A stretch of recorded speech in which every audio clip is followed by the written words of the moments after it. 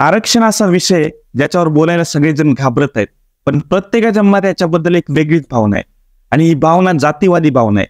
थोडक्यात समजायचं म्हणजे जनरल क्लासवाल्यांना वाटत आहे आरक्षण पूर्णपणे हटलं पाहिजे, कारण त्या कास्ट मधला मुलगा चांगले मार्क घेऊन सुद्धा आरक्षणमुळे नोकरी मिळणं अवघड झालेलं आहे. त्यात काही ओबीसी वाल्यांना वाटत आहे आरक्षण हटवलं पाहिजे, तर काही ओबीसी वाले आरक्षणाच्या समर्थनामध्ये आहेत. आणि आता विषय येतो शेड्यूल कास्टवाल्यांचा. भाई, यांच्या पुढे आरक्षणाचं नाव काढलं की बस विषय संपला. नाही, आरक्षण नाही हटलं पाहिजे, नाही आमच्यावर इतका अन्याय झाला, कुठेतरी आता आम्ही वर यायला लागले, आम्हाला दाबण्याचा प्रयत्न करत आहेत. हजारो वर्षापासून अप्पर कास्टवाल्यांनी 100% आरक्षण घेतलेलं आहे. आता कुठे 80-90 वर्षापासून आरक्षण आम्हाला मिळत आहे. पण माझा एक यांना प्रश्न आहे, खरंच तुम्हाला या आरक्षणाचा काही फायदा मिळत आहे का? कारण आज पण तुम्ही बघा, ग्रामीण भागामध्ये एससी आणि एसटी जवळपास 80 ते 90% अनएज्युकेटेड पीपल आहेत. का ते बघू आपण पुढे. त्यामध्ये आता बाकीचे काही लोक म्हणतात जे शेड्यूल कास्टवरती अन्याय केला होता ते मागच्या पिढ्यांनी अन्याय केला होता आणि ते चुकीचं पण होतं. पण याची सजा या पिढीला देणे योग्य आहे का? कारण एका व्यक्तीच्या वडिलांनी खून केला तर त्याच्या मुलांना शिक्षा देणे योग्य आहे का, असं बाकीच्या लोकांचं म्हणणं आहे. तर त्यामुळे शेड्यूल कास्टवाले बोलतात मग मागच्या पिढीची संपत्ती तुम्ही का घेता?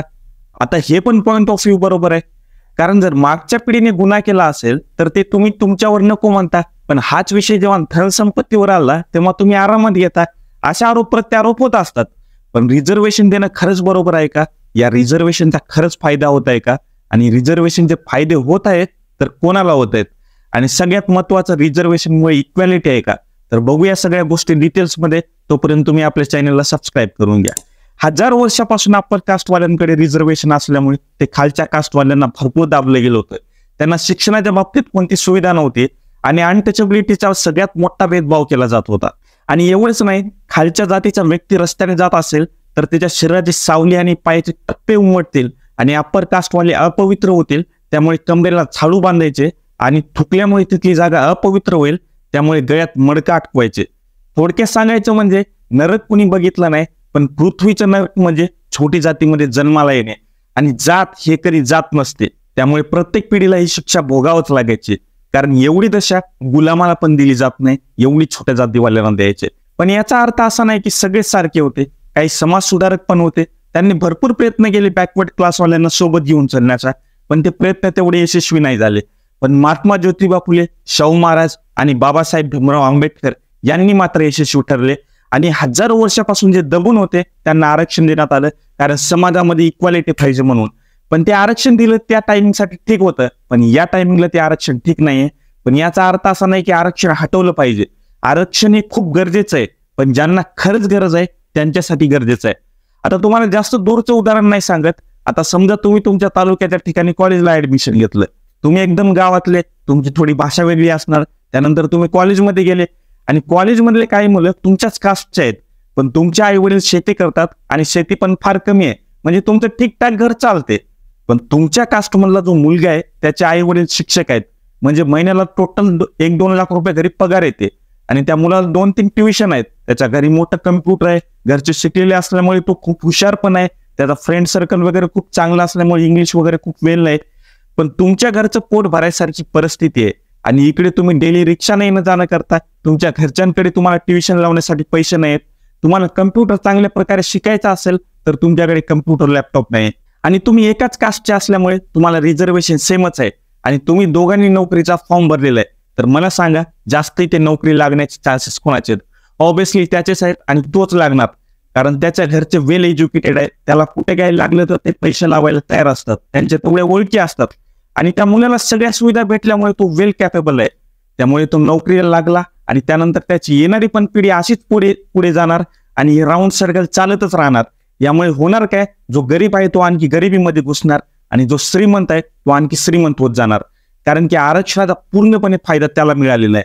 आणि इकडे तुम्ही बसले धक्के खात, घरचे पण 2-3 वर्ष बघतात, त्यानंतर लागा शेतीमध्ये कामाला आणि तुमच्या येणाऱ्या पण पिढीला हेच करावं लागणार आहे. कारण गरिबीमुळे तुम्हाला शिकता आलं नाही, त्यामुळे पुढे पण तुमच्या मुलाला पण असं शिकता येणार नाही. यावरून तुम्हाला थोडं तरी लक्षात आलं असेल रिझर्वेशनची खरी मलाई कोण खात आहे.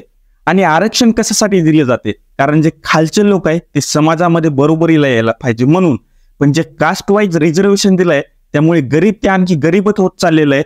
आणि प्रॉब्लेम एससी आणि एसटी कास्टवाल्यांचाच नाही, हा प्रॉब्लेम पूर्ण समाजामध्ये आहे. आज तुम्ही बघत असाल तुमच्या जवळ SC आणि ST कास्टमध्ये खूप पैसेवाले लोक आहेत आणि काही एवढे पण गरीब आहेत की घरचं राशन भरायला सुद्धा पैसे नाहीत. आणि हा SC STचाच प्रॉब्लेम नाही, यामध्ये जनरल OBC या सगळ्यांचा एकच प्रॉब्लेम आहे. पण आरक्षणासाठी आंदोलन कोण करणार? हे गरीब. त्यात काय झालं तर केस कोणावर पडणार? या गरीबावर. आणि याची खरी मलाई कोण खाणार? याच कास्टमधले बसले श्रीमंत लोक, जे की कोणत्या आंदोलनामध्ये येणार नाही, ना कोणत्या लपड्यामध्ये पडणार नाही. आपलं गुपचूप शिक्षण घेणार आणि चांगल्या पोस्टवर लागणार आणि चांगला पैसा कमवणार आणि त्याच्याच पिढीला पुढे नेणार. आणि मरणार कोण? यात गरीब. तर हे आजच्या रिझर्वेशनची खरी कहाणी आहे. आणि खरं म्हणजे या प्रत्येक गरीबाला आरक्षण पाहिजे, पण कास्टमुळे आरक्षण असल्यामुळे यांच्यापर्यंत ते आरक्षण पोहोचू शकत नाही. यावर सरकारने आरक्षणामध्ये भरपूर सारे चेंजेस करणे खूप गरजेचं आहे. नुसतं कास्ट वाईज जनगणना करून काही नाही होणार आहे.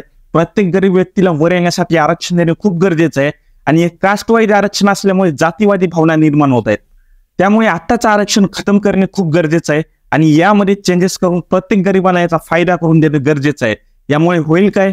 SC ST OBC जनरल म्हणायची काही गरज नाही राहणार आणि सगळ्यांमध्ये सेम इक्वॅलिटी येणार, ज्यामुळे जातीभेद कमी होणार असं मला पर्सनली वाटते. आणि जे अनटचेबिलिटी मानणार आहे त्यांच्यासाठी आणखी सख्त कानून कायदे आणायला पाहिजे, कारण आज पण समाजामध्ये काही लोक अनटचेबिलिटी मानतात. त्यांच्यासाठी आणखी कडक कायदा आणायला पाहिजे. वो करेंगे तो हम उनके कभी पैरों पे नहीं पड़ेंगे और ना अब चढ़ने देंगे महाराज। ठाकुर तो ठाकुर ही हैं। बेइज्जत करना और अपमानित करना इस निजामपुर में जीने का एक ढंग बन गया है। दलित लोग हैं, दलित लोग नीची कास्ट होती है। हमारी बराबरी पे कैसे बैठ जाएंगे? छुआछूत चल ही रहा है अब तक। उन्हें खवाए देता है, हम उन्हें यहाँ खाते हैं। हम लोग नीची कौम के हैं, वो लोग ऊंची कौम के हैं, तो उन लोगों के घर में हम लोग कैसे जा सकते हैं? मित्रांनो, मला SC ST OBC जनरल म्हणण्यापेक्षा माणूस म्हणायला खूप आवडते, पण या कास्ट सिस्टीममुळे आज म्हणणे गरजेचं पडत आहे. मित्रांनो, सध्याच्या काळात जात एकच आहे, गरिबी आणि श्रीमंतीची. यामुळे तुम्हाला कोणती जात निवडायची तुम्ही ठरवा आणि आपल्या खर्चासाठी काहीतरी करा, आपल्या येणाऱ्या पिढीसाठी काहीतरी बना. मित्रांनो, मला माहिती आहे या व्हिडिओमुळे मला भरपूर कमेंटमध्ये शिव्या घालणार आहेत, पण तुम्ही तुमच्या मनातून एक वेळेस व्यवस्थित विचार करून बघा, तुम्हाला याचा आन्सर मिळून जाईल. व्हिडिओ जर आवडला असेल तर व्हिडिओला लाईक करा आणि चॅनलला सबस्क्राईब करा. जय हिंद, जय भारत.